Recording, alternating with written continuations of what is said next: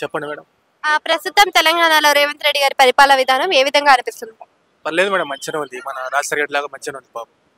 అంటే ఏ విధంగా ఏ విధుల్లో మీకు అంటే మంచిగా అనిపించింది? ఇప్పుడు ఏంటంటే వ్యవసాయం 2 లక్షలు మాఫ్ చేసిండు, మళ్ళా కరెంట్ ఫ్రీ ఉన్నది, మళ్ళీ ఏంటంటే బస్సు ఫ్రీ చేసాడు పాపం. పేదలు మిడిల్ క్లాసులకు మంచిగా ఉంది మేడం.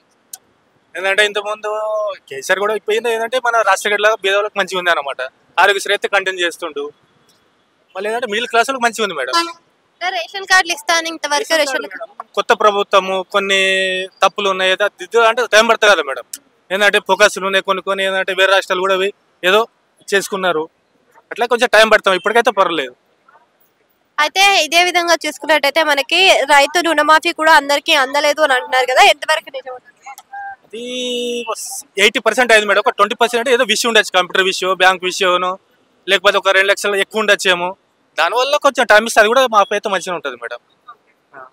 పెన్షన్లు కూడా పెంచుతా అన్నాడు, పెంచలేదు అంటున్నారు. పెన్షన్ బడ్జెట్ లేదు కాదు మేడం, కొత్త ప్రభుత్వం నిన్న కూడా వరదలు వచ్చాయి, అది కూడా టైం పడుతుంది మేడం. పెన్షన్ ఏంటంటే కొంచెం 8 నెలలు అవుతుంది కదా, కొంచెం టైం ఇస్తే మంచిగా ఉంటాయి. ఇంకొక 6 నెలలు సంవత్సరం ఇస్తే మంచిగా ఉంటాయి మేడం. సో ఇప్పుడు వరదలు వచ్చాయని అన్నారు కదా, పర్యటనకని ఖమ్మంకి నిన్న వెళ్ళారు కదా, సో సీఎం రిలీఫ్ ఫండ్లు కూడా ద్వారాలో వస్తున్నాయి అందరికి, మరి ఎటువంటి పనులను చేస్తారనుకో, అంటే ఎలాంటి చర్యలు తీసుకుంటారు? ఆల్రెడీ నిన్న ఉన్నారు కదా మేడం, పొంగులెట్టి ఉన్నారు, మళ్ళీ ఏంటంటే మన తుమ్మల ఉన్నారు. కొంచెం సెంట్రల్ కూడా కొంచెం హెల్ప్ చేస్తే మంచిగా ఉంటాయి మేడం.